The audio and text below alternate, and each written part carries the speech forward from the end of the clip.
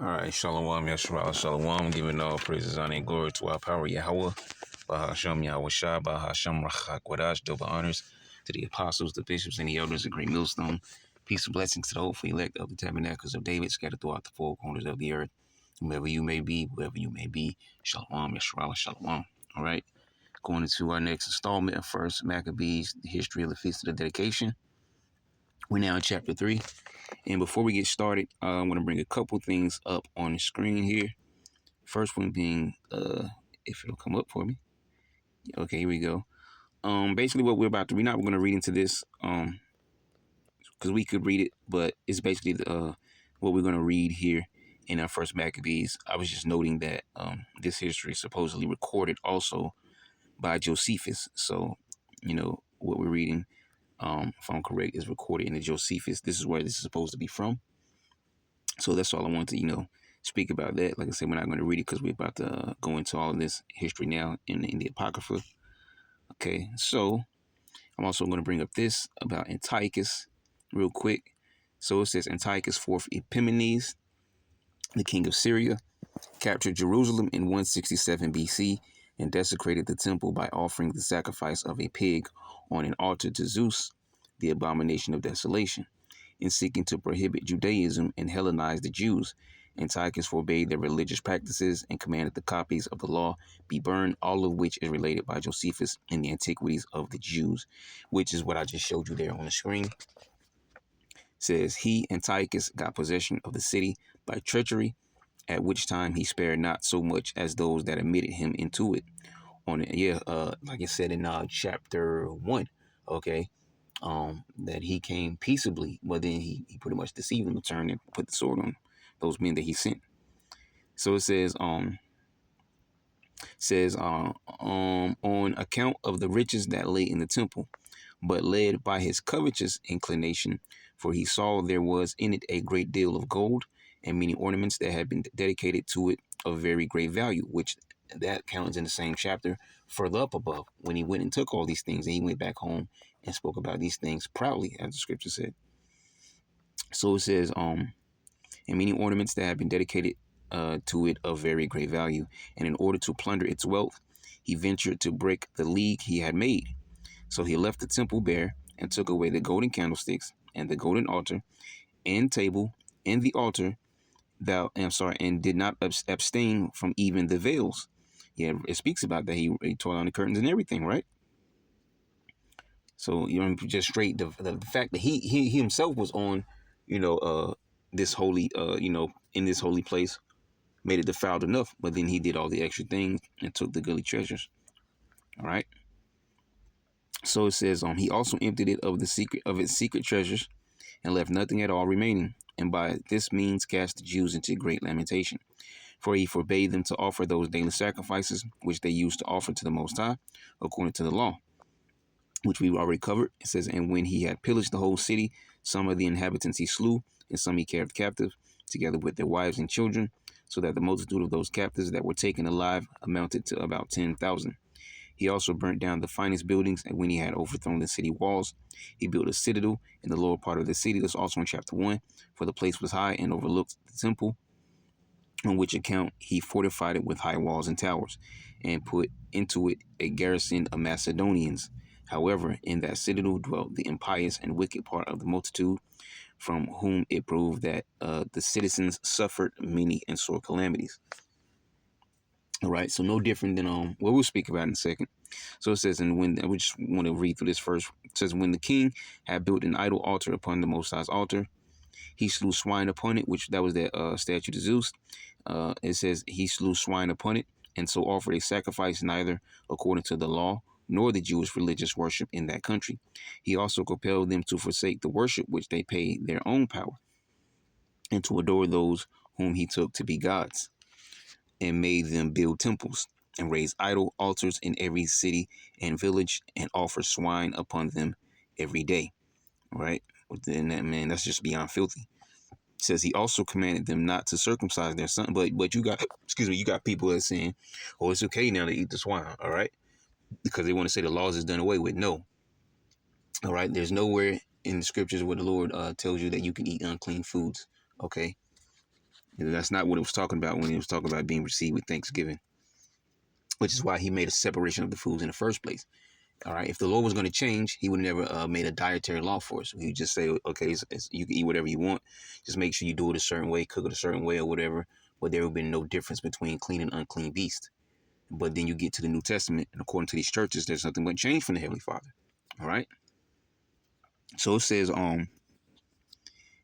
and offer swine upon them every day. He also commanded them not to circumcise their sons, and threatened to punish any that should be found to have transgressed his injunction.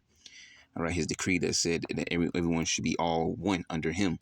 All right, pretty much trying to put himself up as God, something that these devils are used to doing because these were Edomites, man.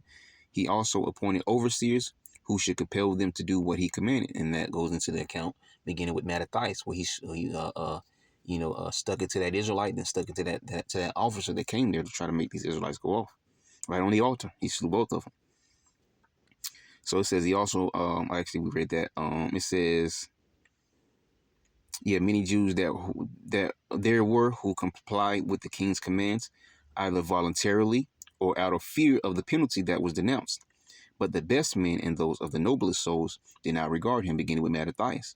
And then he had others join up with him, like the Ascidians, or the Ascidians, but did pay a greater respect to the customs of their country than concerned as to the punishment which he threatened to the disobedient, on which account they every day underwent great miseries and bitter torments, for they were whipped with rods. And if you go back to chapter 1, it says that every month they came to the city to pull out those that were not doing as the king commanded and who were still trying to follow their customs or whatever, every single month. So imagine that, man.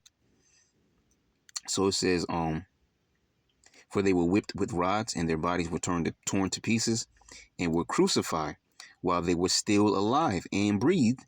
They also strangled those women and their sons whom they had circumcised, as the king had appointed, hanging their sons about their necks as they were upon the crosses. And if there were any sacred book of the law found, it was destroyed, and those with whom they were found miserably perished also. Yeah, because they ripped our scrolls into pieces and then burned them. All right, and the Babylonians also did the same. Such desecration and persecution prompted the identification of Antiochus as a prototype of the Antichrist, which is false. That's going off because there's many anti-messiahs, but you know. So we were pretty much read what we needed to read from there because the rest of that is garbage. All right, so we'll jump back. Bear with me. Okay, so as we move forward, I wanted to pull this and show this up on the screen real quick, where you have actually you see right here the Ptolemaic the Empire. All right, but you see the Seleucid Empire. So this is basically where Antiochus was ruling. Well, actually not from the whole entire land because he can only rule from one place. But you get my point. This was, the extent of their kingdom. Here it is, Seleucid Empire in 200 BC. Updated 5 now. Okay, it's something else. Seleucid Empire in 200 BC. Okay, so this is a general idea of how vast this particular kingdom was. Okay, under the Seleucid Empire, getting all the way down to Antiochus. Okay, because there's many men, with these heathens and stuff like that. But the scriptures really only point out those that are important. But there's times where it'll say this one king, and then it'll say another king, but there was actually like 4 or 5 men that actually took the throne in between those two kings. But it was important to mention those two as according, those that coincide with our history. All right, and most importantly, all right, dealing with our history. So that's why those particular kings are mentioned, not every single, Syrian king or Edomite king or whatever the case may be. So I just want to show that real quick, so you get a general idea of this empire. And if you notice, it stretches down there, of course, to the Pleasant Lands, man. All right. And so you can see why we would couch between, and you have the Syrian wars, the king of the north being that Seleucid Empire, then king of the south, the Ptolemaic Empire. And we were what? Stuck in between. All right. So let's go and get into First Maccabees chapter 3 and get this thing started. Okay. First Maccabees chapter 3, verse 1. It says, then his son Judas, called Maccabeus, rose up in his stead. Because this was the end of the account of Mattathias. Mattathias, pretty much you begin hearing about him in First Maccabees chapter 2. He's the one that pretty much sparked and started the whole rebellion and gathering those men. And also, as we go into these battles in chapter 3, it's not many, but it's the start of the battles under Judas. But note that these are not the first battles, okay? There were many battles fought under Mattathias. It's just that they're not, really flushed out. And even the first battle we're going to read about under Judas is not really flushed out. It's just talked about briefly, which was against Apollonius, okay? But yeah, these were not the first battles under Judas. The first battles happened under Mattathias when the Assyrians gathered to him and other men, who stuck to the covenant gathered under him, and they, fought and went around, our lands, tearing down the altars and things of that nature. Okay, so these were not the first battles. These were just the first battles under Judas. We have to make sure we make that distinction there. So it says, and all his brethren helped him, and so did all they that had that held with his father. Oh yeah, because to close up, I thought you had the end of Mattathias in the end of chapter 2. So he gathered his sons to give them a huge speech by pulling out the history of our forefathers to give them a really a pep talk. All right, to rally up the morale. Okay, and putting the reins into the hands of Judas so that they can continue on fighting for what's right, which is the customs, the laws. All right, the temple. Okay, all right. So it says, and so did all they that held with his father, because remember we just talked about those that joined up with him and his sons, and they fought with cheerfulness the battle of Israel. So he got his people great honor and put on a breastplate as a giant and girt his warlike harness about him, and he made battles protecting the host with the sword. Now when it says as a giant, doesn't mean that he was 60 feet tall or whatever, nothing like that. Probably should have grabbed another book. As a matter of fact, yeah, I will do that because it's important to. Matter of fact, we'll grab this Ephesians right here, and we'll pull this up. So let's go over here real quick when it says he put on his breastplate as a giant. Okay. Get the KJV. All right. So we can get the understanding of a giant real quick. So Genesis chapter 6 verse 4, it says there were giants in the earth in those days, and also after that, when the sons of the Most High came in unto the daughters of men, and they bare children to them, the same became mighty men, which were of old, men of renown. All right. And so these were Israelite men making children with heathen women, and they were having, some very mighty men being born. All right. So you get name, reputation, fame, glory, right? From renown. Okay. Which is what the name Shem means. All right. We can also get mighty men. Okay. Gabawar. I'm sorry, Gabawar. Is that Gabawad? Gabawar? Let me see. Yeah, Gabawar was right the first time. Gabawar. All right. Strong, mighty, which also goes back to the word Gabar. Okay. I guess we could pull it up on the screen. All right, Gabar. To prevail, have strength, be strong, be powerful, be mighty, be great. Okay. Pretty much both of those are the same there. Strong man, brave man, mighty man. Okay. And these were known as what? Giants. And these were Israelite men, just like Mattathias in the game. All right. Israelite men. And the word there is Napal. I'm sorry, Napayal. Excuse me. Napayal. Giants, the Nephilim. Okay. So these were nothing more than Israelite men. Okay. Who had great strength and power. Okay. So it's not talking about 60-foot people. He put on this, magical Asian armor, from the Asian dynasty, and he grew to be 25 feet tall. And no, that's nonsense. All right, that's fairy tale. All right, okay. And we actually don't have to get into that right there, the root word Nepal. I just wanted to make that point there, so you understand what it means when he's talking about being a giant. Okay. So it says he put on a breastplate as a giant, as a what? As a mighty man. That's why it goes on to say, and girt his warlike harness about him, which, warlike harness, pretty much, is no different than like, you see these men like bodyguards or whatever. They wear these gun holsters.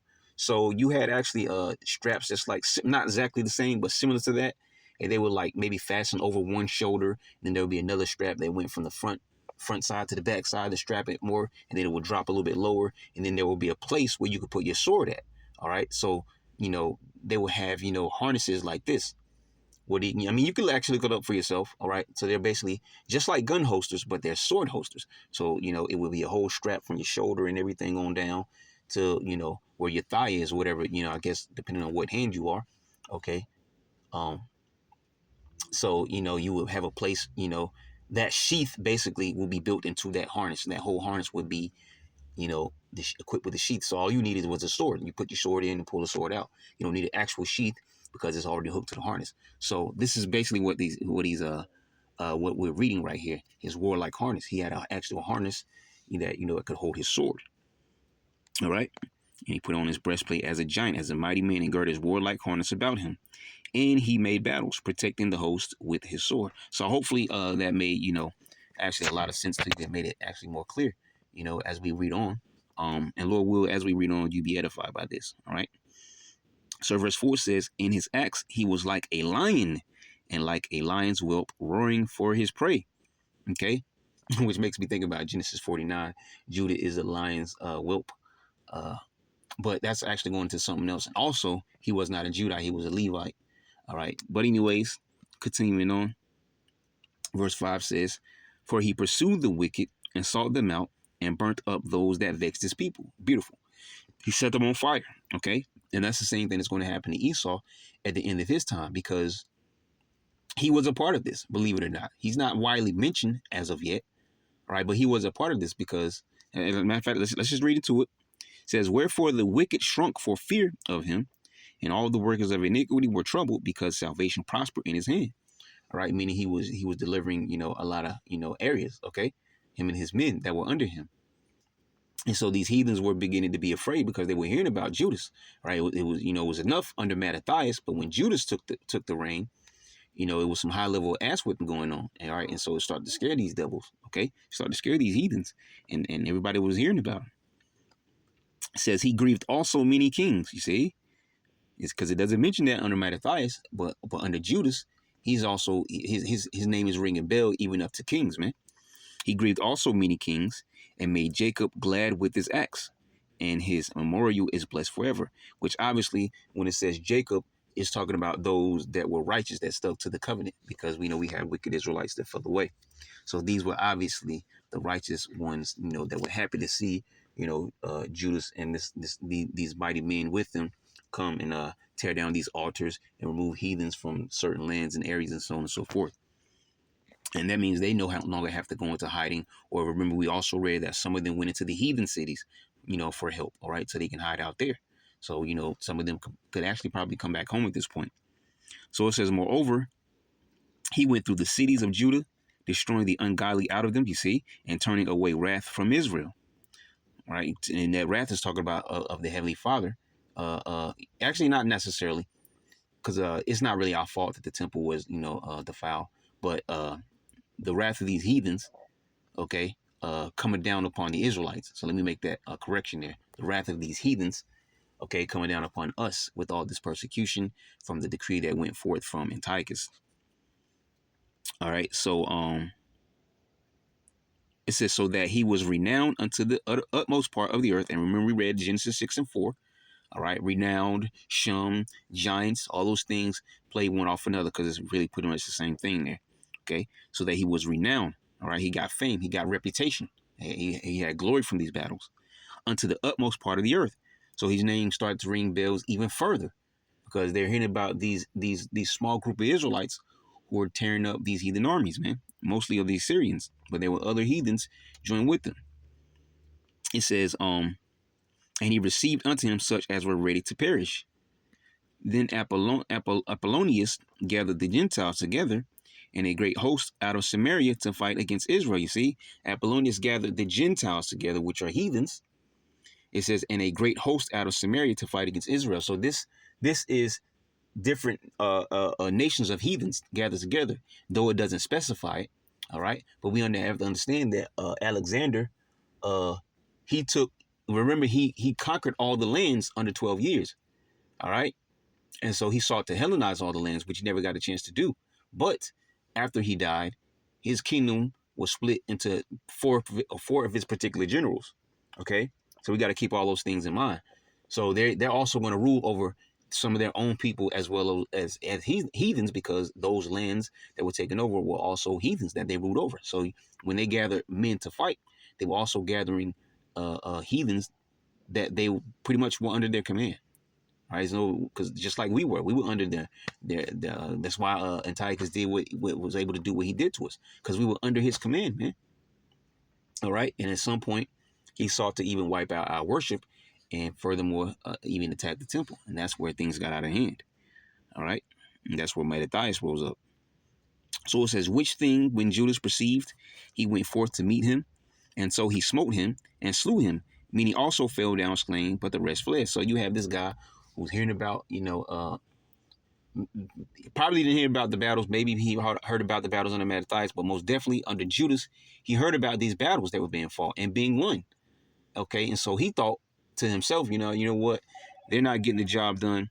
I'm gonna go and take them out. Like as I mentioned a long time ago, as a game, one of my favorite games I used to play was called Dynasty Warriors. There was actually a live action movie that was made. If you go watch that movie, it's a pretty smooth movie. There was a part where there were different factions that got together, all right, because they had to stop this tyrant that took over. He kind of took over the throne like with some sideways stuff, something that you would typically see done. So he kind of usurped authority over the throne. He was a tyrant, and I think his name was Dongzhuo, something like that, whatever. And so they all got together to fight against him. There was this one portion where he sent out one of his warriors to fight, and he was just laying people out, just dropping them. All right, and some of them he was throwing their heads back up there, where this group was. All right, nobody could defeat him. And I'm not going to tell you the rest of what happened though, in case you actually want to watch it. Pretty good movie. It's one of those Asian movies based on real history. The Shubu and the Wei time, the what do they call it? Three Kingdoms time period. All right, so pretty good there. All right, which is what made me like the games in the first place. I mean, the movie is much older than the games. I was just mentioning, the games, because it was based on real history. But now we have our own history. All right, we can dig into. But yeah, it makes me think about that reading this, because this is Judas, Judah in the game, and different men want to rise up to fight him, and no one can defeat them. So it says, which thing when Judas perceived, he went forth to meet him. All right, so okay, Apollonius want to fight. Let's go and see him. And so he smote him and slew him. Meaning also fell down slain, but the rest fled. So he I think I've read this in the GNT before, the Good News, and it speaks it's worded slightly different, where it says that he wounded more than he killed. All right, which will make sense, because that's basically what it's saying right here. It says many also fell down slain, but the rest fled. So he did wound many, but he didn't kill as many as he actually wounded, because that goes into that portion there where it says the rest fled. So those that were wounded fled away, and there were more that were wounded that fled away than there were that were actually killed. But nonetheless, Judas in the game, won the battle. He says, wherefore Judas took their spoils, and Apollonius' sword also, and therewith he fought all his life long. And then Judas, he pretty much got an upgrade, because he took Apollonius' sword. Okay, and I'm gonna stop right there real quick, because I want to grab something here. As we go back out here, and I'm gonna grab this real quick.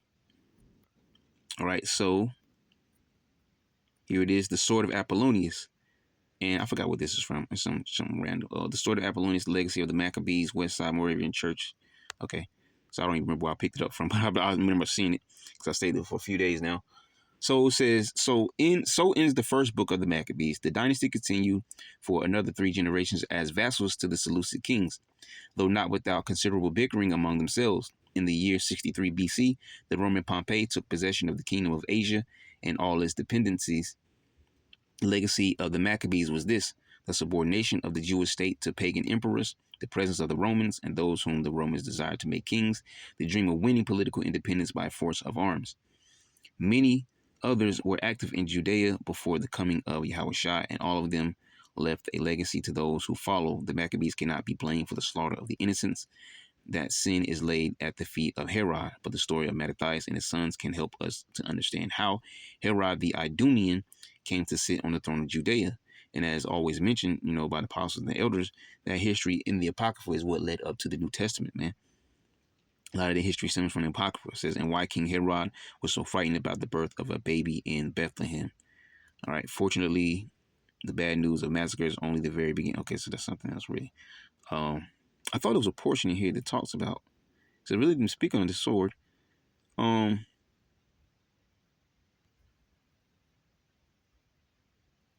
It's okay. It's really like an overview more so. But I actually thought there was a portion there that spoke about the sword, but it's okay. You know what I mean? It wasn't like heavily necessary. Actually I must have to, I must have to go here. So yeah, let me pull that up. We can get rid of that and pull this back up so we can keep going. So it says, wherefore Judas took their spoils and Apollonius' sword also, and therewith he fought all his life long. All right, so Judas killed Apollonius. Apollonius tried to rise up against them. Judas slayed him, and then he took his sword. And for every battle moving forward, that was Judas's upgrade. He used Apollonius' sword. All right. So it says, now when Seron, a prince of the army of Syria, heard say that Judas had gathered unto him a multitude and company of the faithful to go out with him to what is. Now you see why I explained what I was explaining from that game and that movie, because you have guys that are constantly hearing about Judas and the men under him, and so they're like, you know what, I'm going to rise up and kill him, and I'm going to rise up and kill him, I'm going to rise up and kill him, and just keep it constantly got laid out. Okay, and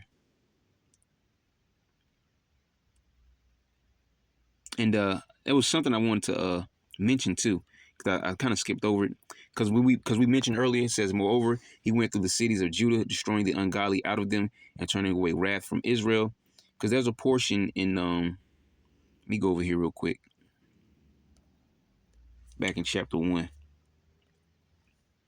right here, to also mention what we were mentioning a few seconds ago. It says, then, verse 33 says, then builded they the city of David with a great and strong wall, and with mighty towers, and made it a stronghold for them. And they put therein a sinful nation, wicked men, and fortified themselves therein. And this is actually what we were reading before we opened, okay? Before we started reading the chapter, when we first opened, this goes into that history there. It says, they stored it also with armor and victuals, and when they had gathered together the spoils of Jerusalem, they laid them up there, and so they became a sore snare. For it was a place to lie in wait against the sanctuary, and an evil adversary to Israel. Thus they shed innocent blood on every side of the sanctuary and defiled it, insomuch that the inhabitants of Jerusalem fled because of them, whereupon the city was made in habitation of strangers. You see, those were those heathens they moved in. All right, which is no different from when you read the history of 2 Kings chapter 17, man, when the northern kingdom were removed out of Samaria and heathens moved in. And then that led up even to later times in the New Testament. All right, when Yahushua had the dealings with the women at I think it was at the well. You see. So it says, whereupon the city was made in habitation of strangers and became strange to those that were born in her, and her own children left her. You see, because we had to flee. All right, and go into hiding because of the great persecution and things that were going on. Her sanctuary was laid waste like a wilderness. Her feasts were turned into mourning, her Sabbaths into reproach, and her honor into contempt. As had been her glory, so was her dishonor increased, and her excellency was turned into mourning. All right, so we know that these heathens were moved into our lands, and you know that wasn't just these Edomites alone. Okay, and I'm pretty sure that there were Syrians as well, because these were also lands that they conquered. All right, that's why I also showed you that map there. So when we continue on to get back down here where we were, it says, Seron. Now when Seron, a prince of the army of Syria, heard say that Judas had gathered unto him a multitude and company of the faithful to go out with him to war, he said, I will get me a name. You see, everybody wants a name against Judas because he's ringing bells. It's like, you know what? This is the guy that I need to beat, so I could really get some, get a name for myself. So let me go out. I'm gonna defeat him. All right. It says, and honor in the kingdom, for I will go fight with Judas and them that are with him, who despise the king's commandment. So he made him ready to go up, and there went with him a mighty host of the ungodly to help him and to be avenged of the children of Israel. Okay. And so it says, and this is the point that I was trying to make just a second ago. It says, so he made him ready to go up, and there went with him a mighty host, which is basically a lot of men, a big army of ungodly to help him. You see, so these were different nations of men, but gathered together under pretty much this rule. Okay, it says, and to be avenged of the children of Israel. All right, because they want to get some payback for all the blood that Judas was slaying of their men. All right, their people. Okay, that was his thought. But check out what happens. Verse 16 says, and when he came near to the going up of Beth Horon, Judas went forth to meet him with a small company. With a small company at that. A great army versus a small company, which also makes me call back to thinking about well, we'll get it in a second. We'll get it in 2 seconds here. So it says, who, when they saw the host coming to meet them, said unto Judas, how shall we be able, being so few, to fight against so great a multitude and so strong, seeing we are ready to faint with fasting all this day? So it's beautiful. Not only a small company of men, but also they're weak because they were fasting, man. Man. And you know the Lord was dealing. So verse 18 says, unto whom Judas answered, it is no hard matter for many to be shut up in the hands of a few, and with the Most High of heaven, it is all one. Right? It's nothing but a like thing, man, to the Heavenly Father Yahweh, to deliver with a great multitude or a small company. Okay, and this makes me think about, as a matter of fact, we'll do this. I guess we'll just grab that. All right, we'll pull this up. Okay, Judges chapter 8. Just get a couple here. The Most High had delivered into your hands the princes of Midian, Oreb, and Zeb. And what was I able to do in comparison of you? Then their anger was abated toward him when he had said that. And Gideon came to Jordan and passed over, he and the 300 men that were with him, faint yet pursuing them. You see, small number of men and faint, but still fighting and winning because of the spirit and power of Yahweh, Bahashem Yahweh Shai. And if we jump back over to chapter 7, get a few more here. It says, and Yahweh said unto Gideon, the people are yet too many, bring them down unto the water, and I will try them for try them for thee there. And it shall be that of whom I say unto thee, this shall go with thee, the same shall go with thee. And whomsoever I say unto thee, this shall not go with thee, the same shall not go. So he brought down the people unto the water, and Yahweh said unto Gideon, every one that lappeth of the water with his tongue, as a dog lappeth, him shalt thou set by himself. Likewise, every one that bowed down upon his knees to drink. And the number of them that lapped, putting their hand to their mouth, were 300 men. But all the rest of the people bowed down upon their knees to drink water. And Yahweh said unto Gideon, by the 300 men that lapped will I save you, and deliver the Midianites into thine hand, and let all the other people go, every man into his place. And this is basically the same thing that Judas just told his men. All right, hey, this ain't nothing, man. Don't worry about it. All right, the Lord got us. Okay, doesn't matter if we were a big company of men, all right, equal in battle, or if it was a small number like we are now. Hey, it's the Lord that's going to win the battle, not us. See? All right. So it says, I don't know. Okay, yep. Verse 18 again. It says, unto whom Judas answered, it is no hard matter for many to be shut up in the hands of a few, and with the Most High of heaven, it is all with the power of heaven. It is all one to deliver with a great multitude or a small company. So he's basically like, it's nothing. It's nothing. Okay. For the victory of battle standeth not in the multitude of an host, but strength cometh from heaven. See? And that's exactly why the Lord dwindled Gideon's men down to 300. And Judas had a small number of men as well. But they were winning up to this point. So who cares if the number of men coming are a large number this time? All right, it says they come against us in much pride. Another callback situation. You can go back to Judges. All right, I'm not Judges. To one of the first battles fought under Joshua. Okay, Jericho. How we marched around Jericho 7 times or 7 days actually. I think it was 7 days. Okay, but you get the point there. All right, was that not the Lord doing what he was doing? He was telling us to do this certain thing here on the earth. But really, it was ultimately the power of the Lord, and he wanted us to do this thing in a certain way. And then when the horns blew, the walls fell, and asses got kicked. Okay, they come against us in much pride and iniquity to destroy us and our wives and children and to spoil us. But we fight for our lives and our laws, which is amazing, because basically after he gave him that little extra pep talk there, He's also saying that, hey, these people just want to kill us for sake of killing us or whatever the case may be. All right. But we're fighting for something real. We're fighting for our laws. We're fighting for the temple that was beat down. We're fighting for those innocent Israelites that were killed on the Sabbath day who didn't fight back. You know, this is what we're fighting for. We actually fighting for a cause. But these heathens, they just basically want to kill us because we're not listening to the king. So we actually fight for a cause. There's a reason behind what we're doing. All right. It says, but we fight for our lives and our laws. Wherefore, the Lord himself will overthrow them before our face. And as for you, be ye not afraid of them. Yeah, because the Lord's going to count that to them for righteousness, because they were doing what was right, which was sticking to the commandments of the Most High. All right, sticking to Him instead of buckling under the pressure like those wicked Israelites did way back from chapter 1. Now, as soon as he had left off speaking, he leapt suddenly upon them. All right, so he's like, he said what he had to say. Then he was like, bet. And he said, let's do it. Now, as soon as he had left off speaking, he leapt suddenly upon them. And so Seron and his host was overthrown before him. Okay, so a little bit of guerrilla warfare is going on. You if you read it to Maccabees, there's a lot of that going on here and there. Even the when you talk about the Reubenites, right? The Reubenites used guerrilla warfare to whoop Esau's ass.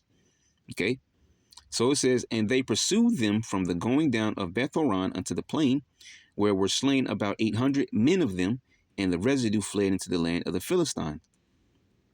Then began the fear of Judas and his brethren, and an exceeding great dread to fall upon the nations round about them. So as if it wasn't enough that his name was ringing a bell, now after this particular battle, because he beat Apollonius, took a sword, then he beat Seron with a great army with Apollonius' sword. Now fear is starting to fall upon. For first, it was just his name was ringing bell.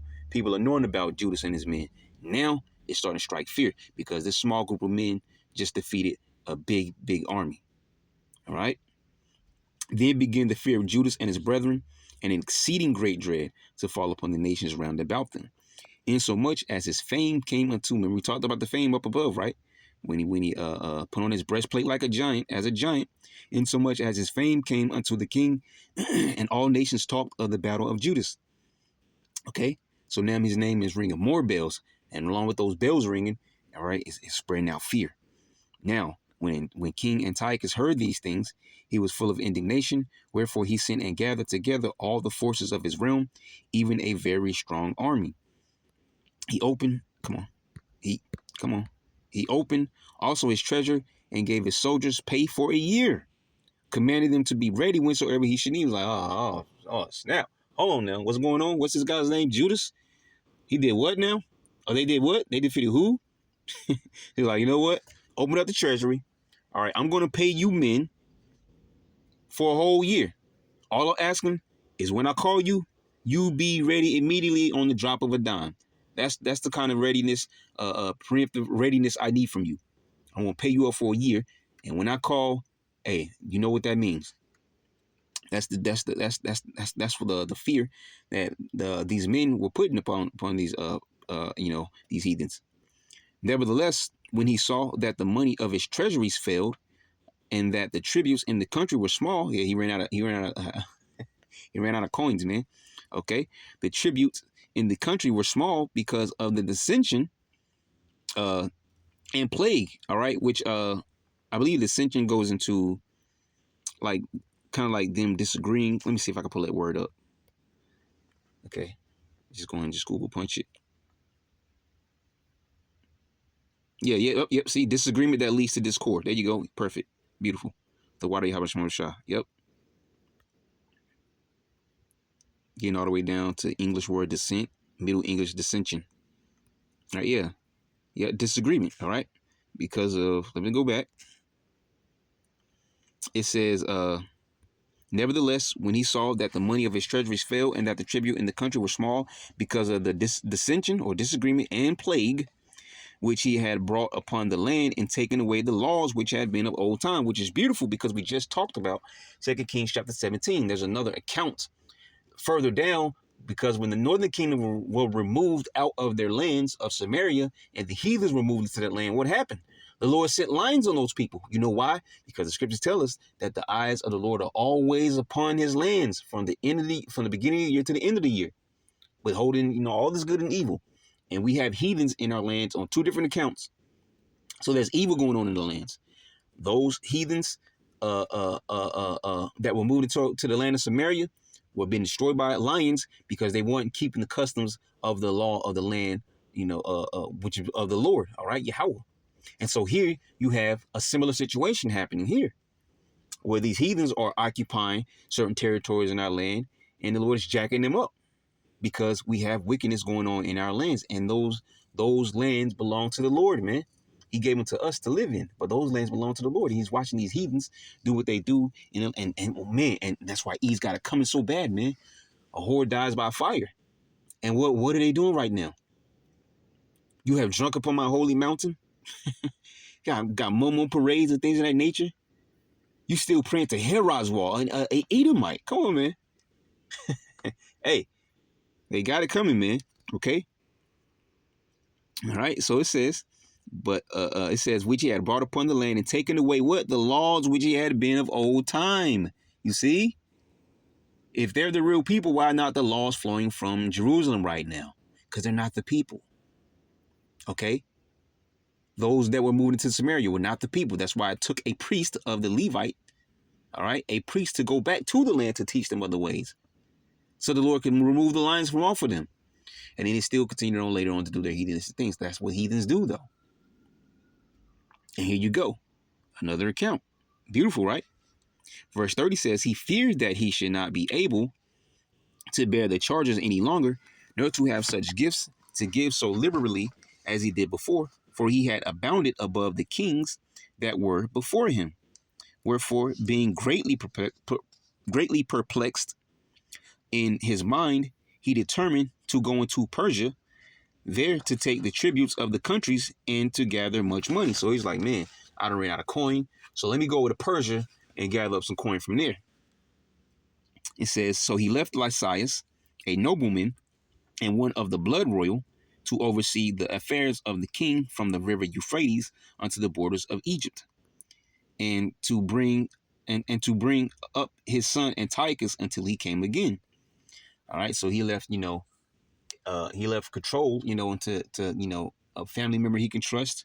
All right, and a nobleman, and also, he threw his son in there.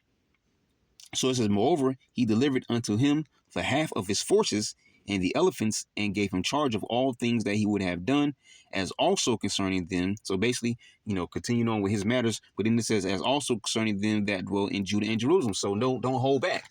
Just because I'm leaving to go collect some more coins, get some more bread up, don't hold back from these Israelites. All right, keep putting the pressure on them. Okay, to wit, that he should send an army against them to destroy and root out the strength of Israel and the remnant of Jerusalem, and to take away their memorial from that place. All right, which is beautiful because what does it say in Psalms the 83rd chapter? Okay, they want to take away our name. And Lamentations 2:15 talks about how they finally got that chance to all the nations. This is the day that we waited for, man. Okay, our history is very vast and it's very beautiful, man. Even the destructive times that we fell victim and lost. These are beautiful because we know that ultimately the Lord always delivers his people. And we're in that last time of deliverance now. But the Lord is going to get that big payback on all the heathen nations, man, especially Esau, Edom.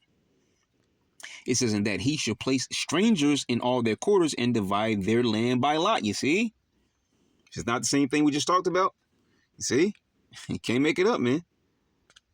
All right? Putting strangers in our lands. Okay? Different heathens, different nations of heathens, man, who were happy to see us fall at any time throughout history. You see? Verse 37 says, so the king took the half of the forces that remained and departed from Antioch, his royal city. All right. It says the 100. I have something on Antioch. I think I dropped it by mistake. It's somewhere. I don't want to try to fish it out.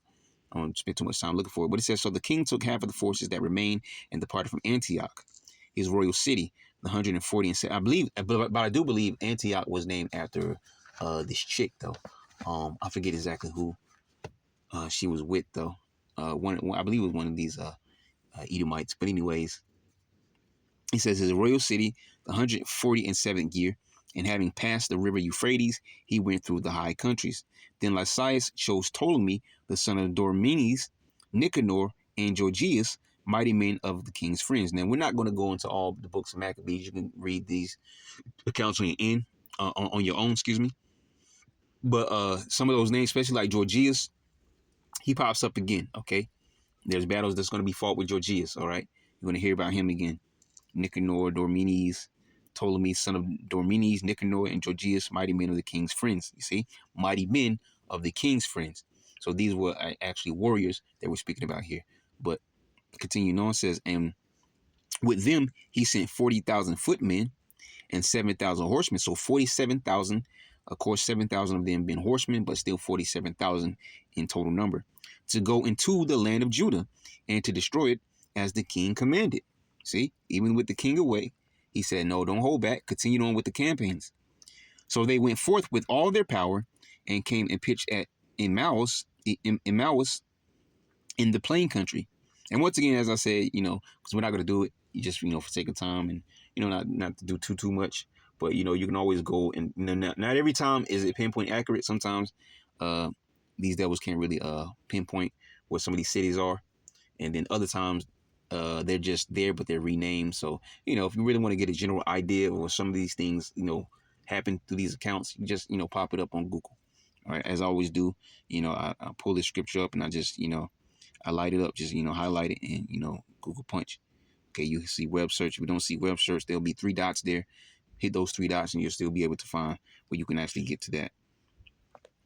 So it says, and the merchants of the country, hearing the fame of them, took silver and gold. And look, here we go. All the heathens together, right? They don't care. Check out what we're about to read. It says, took silver and gold very much.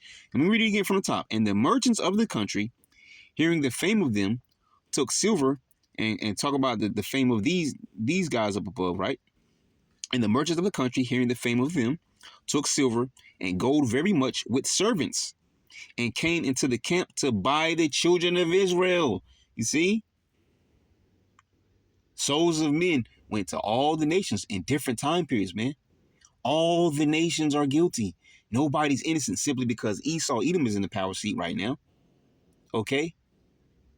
They're all guilty. They've all laid hands on our treasures at one point or another. They've all laid hands on our land, the temple, the people, babies and children even. You see? Down to the law. Taking us as slaves, man. They all got something to pay for. And that's why we mentioned that Lamentations 2 and 15, man. They all waited for the day throughout different points in history for the Israelites to fall, man. It makes me think about Deuteronomy 4, where he says that the law, statutes, commandments are your wisdom in the sight of the nations. The nations are supposed to look at us and say, wait, these people are different. And that is exactly what they did. These people are different. They got one God, one God, all this craziness.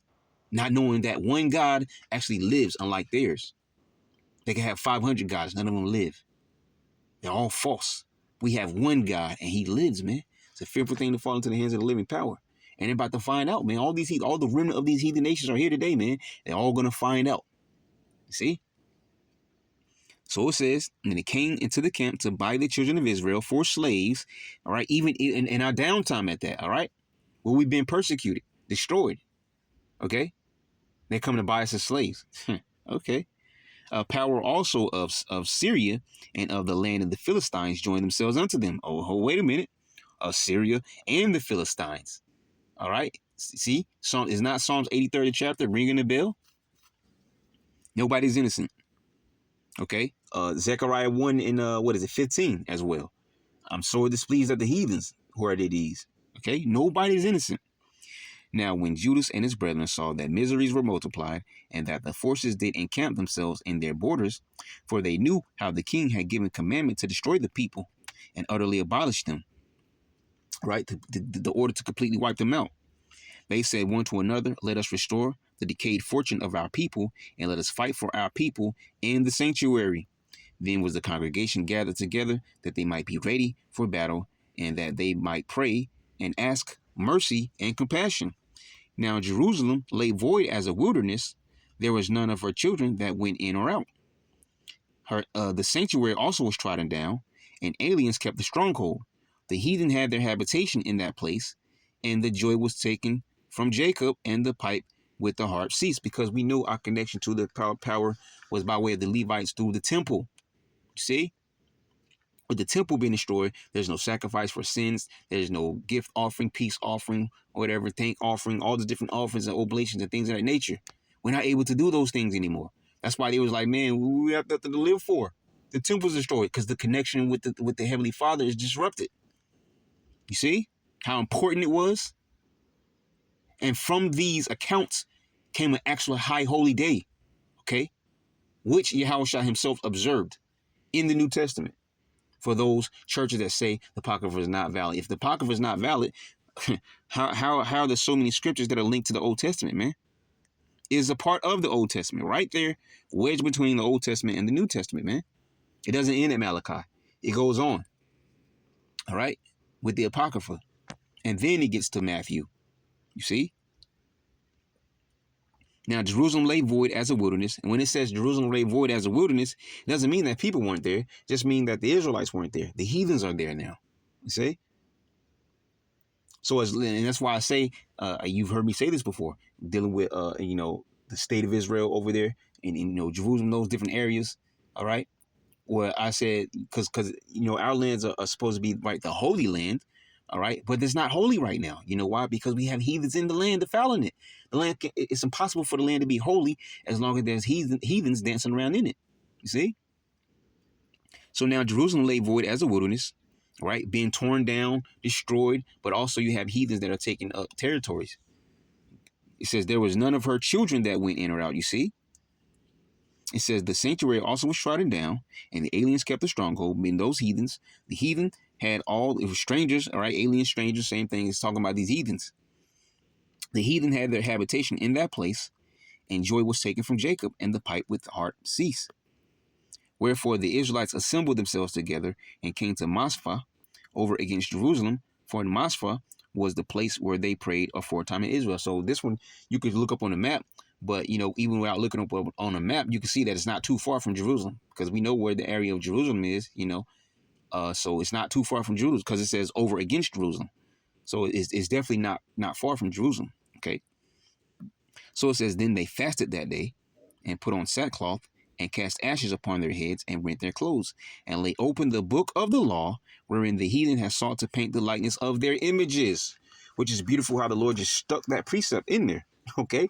Because we know it was the Edomites that tried to overpaint the Heavenly Father, the Lord and Savior, the angels, and us Israelites as so-called white people, Edomites, when we're all people of color, okay, or beings of color, because the angels are not exactly people like we are. Okay, we're all the saints, the Heavenly Father, the only begotten Son, Yahushua. All right, the angels and us. Okay, the saints have color. All right, we're not white people. All right. So it says, and laid open the book of the law, wherein the heathen has sought to paint the likeness of their images, their iconoclasm. It says, they brought also the priest's garments and the first fruits and the tithes, and the Nazarites they stirred up, whom had accomplished their days. Okay, because the Nazarites will make the vow, and so on and so forth. All right, so it says who had accomplished their days. So I guess the Nazarite vow was up. Then cried they with a loud voice toward heaven, saying, what shall we do with these? And whither shall we carry them away? For thy sanctuary is trodden down and profane, and thy priests are in heaviness and brought low. And lo, the heathen are assembled together against us to destroy us. What things they imagined against us, thou knowest. Okay, so this is a great cry out to the Lord, man.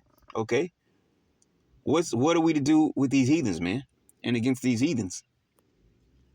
How shall we be able to stand against them, except thou, O power, be our help? Okay, once again, ringing a bell with Joshua. Okay, or even with Moses, further back than Joshua. Okay, because the Lord put the things in the hand of Moses through that staff and stuff like that. All right, he had power. He parted the sea.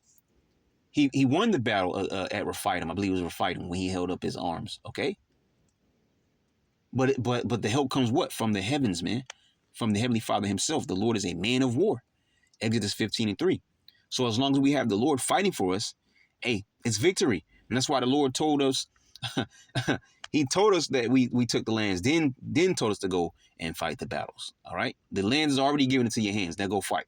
That's what he told us under Joshua. Of course, not my exact words. All right. My words are a little more animated, but that's basically what he said, man. I've already given you these lands, man. Go fight. It says, then sounded they with trumpets and cried with a loud voice. And after this, Judas ordained captains over the people, even captains over thousands, and over hundreds, and over 50s, and over 10s. So now they're getting very organized, all right? Before it was rough fighting. Now it's time to organize, all right? Because things are getting serious. They want to completely wipe us out from the earth now. And we're fighting for a cause. So let's get serious. So you have a group of 10 men here, and there's a captain over them. Another group of 10 men there's a captain over there, all right? And then you got 5 groups of 10s that make 50s. And so you got, 5 captains and then a captain over them. Okay? So that's like 56 men right there. And then so on and so forth. Those 50s together make hundreds, and those hundreds together make thousands. All right? So things are getting real. Verse 56 says, but as for such as were building houses, or had betrothed wives, or were planting vineyards, or were fearful, those he commanded that they should return every man to his own house according to the law. All right, which is in the law. I believe that's, let me see. I think that's Deuteronomy. Let me get over there. Deuteronomy chapter 20. Because I actually don't have that precept. I have to write that down in my apocrypha if I remember. But I believe that's in Deuteronomy 20. Because I read it. See if I can find it though. Yeah, let's start from the top. Deuteronomy chapter 20, verse 1. When thou goest out to battle against thine enemies, and seest horses and chariots, and the people more than thou, be not afraid of them. For Yahweh thy power is with thee, which brought thee up out of the land of Egypt. And it shall be, when ye are come nigh unto the battle, that the priests shall approach and speak unto the people, and shall say unto them, Hear, O Israel, ye approach this day unto battle against your enemies. Let not your hearts faint, fear not, and do not tremble, neither be ye terrified because of them. All right? Be only courageous. Why? For Yahweh your power is he that goeth with you to fight for you against your enemies to save you. You see, our ancestors understood this. And that's something that we are going to have to understand during the times of Jacob's trouble, man. And he's going to send angels to deliver us. We're not going to be in battles fighting or whatever. But there are going to be certain situations we're going to be faced with, and there's going to be angels in real time. They're going to deliver us, man. Or even if we don't see what's going on, we're going to know that the Spirit of the Lord is moving to guide us here, take us from that, sidestep us here, move us down that path, go down that alley, go up this street, hide here, go into the forest, go over this bridge, whatever. He shall give his angels charge over thee to keep thee in all thy ways. All right? It says, for Yahweh your power is he that goeth with you to fight for you against your enemies to save you. And the officers shall speak unto the people, saying, what man is there that hath built a new house, and hath not dedicated it? Let him go and return to his house, lest he die in the battle, and another man dedicate it. See? So if a man is in the midst of building the house, go home, all right? Go home, finish building your house so you can actually enjoy your house instead of someone else finishing it and enjoying your house because maybe you died in a war or whatever. And what man, verse 6, is he that had planted a vineyard and had not eaten of it? Because we know, through the grapes, the blood of the grapes, we get wine. So it's not right for a man to plant a vineyard and in the midst of it have to go to war. And he may die in the war, and someone reap his grapes, and he drinks the wine and eats the grapes of his vine. All right, you go home. Let him also go and return into his house, lest he die in the battle, and another man eat of it. Verse 7. And what man is there that had betrothed a wife, meaning engaged? All right, they haven't done the bow chicka bow wow yet. Okay, so he's not actually married to this woman because sex is marriage. So they're just engaged, man, and have not taken her. You see, had betrothed a wife and had not taken. That's what it's talking about. All right, actually getting down to the you know what I mean. All right, the bow chicka bow wow. All right, and have not taken her. It says, let him go and return into his house, lest he die in the battle, and another man take her. You see, and because only America, telling you go have this whole big wedding ceremony, put a ring on a finger. But no, according to ancient customs, sex is marriage. You don't have to go to no courthouse and get no rings and do all this. No, sex is marriage. All right. But right here, it's talking about a man that's only engaged. So if he's engaged, the woman has not completely become his yet because he hasn't gone in unto her. And so if he dies in the battle, never actually, even though they were engaged, but if he never actually had sex with the woman, he was never her wife. Because a woman, once a woman, has have sex with a man, that woman is owned by that man. Okay, that's the ancient custom. That's coming back to this earth. Okay, that's the ways of the Lord, regardless of who feels about it. We don't really care, right? The ways of the Lord are coming back to this earth, man. Okay, so if this man is engaged to this woman, and he hasn't actually made her his wife, and he goes out to die in battle, then some man can take her, because otherwise she'd be a widow. Because if she goes and deals with someone else, all right, she may be, committing sin, possibly. All right, so she'd just be a lonely widow for the rest of her life. So if this man has not actually taken this woman, in the act of sex to actually make her his wife, and they're only engaged, no, you go home. And what man is there that have betrothed a wife and have not taken her? Let him go and return into his house, lest he die in the battle, and another man take her. Okay? And verse 8 says, and the officers shall speak further unto the people, and they shall say, what man is there that is fearful and faint-hearted? Let him go and return into his house, and lest his brethren's heart faint as well as his heart. All right? Because weak men around you will persuade you to be a weak man. All right? If he can get into you. Okay? Like, man, I don't know, man. It's 50,000 of them. It's what? It's only 12,000 of us, man. I don't know. It's Judas tripping, man. I don't know if we gonna. Hey, look. Go grab him too. Come. Creating a little huddle, and that huddle's gonna spread because everybody's gonna come around, and there's gonna be men that might come around. It's like, hey, man, I ain't with this shit. Y'all scary. But there's gonna be men that might come around. It's like, man, you're right. Yeah, it's only 12,000 of us, and it's 60,000 of them. He's kind of right here, man. We don't know if we're gonna win. Nah, man. Trust the Lord, man. So yeah, if you scared, all right. If you're scared, go to church. No, if you're scared, go home, man. Because that weak-minded nature will rub off on others, and it get us all killed. You see. And so Judas is basically taking after the custom of the law here, because this is exactly what the law. He just stated that. So what the officers are doing, those officers were set up. He started to get organized for a reason. Those officers were set up for a reason, man. You see? And the officers shall speak further unto the people, and they shall say, what man is there that is a fearful and faint-hearted?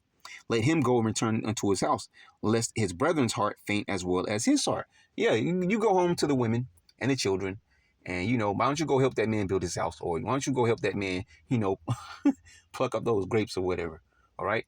You go do something, but you ain't going to be fighting with us. And it shall be when the officers have made an end of speaking unto the people, that they shall make captains of the armies to what? Lead the people. You see? So let's go back. And it says what? Let's go back down here to the captains. The officers he set up. Okay?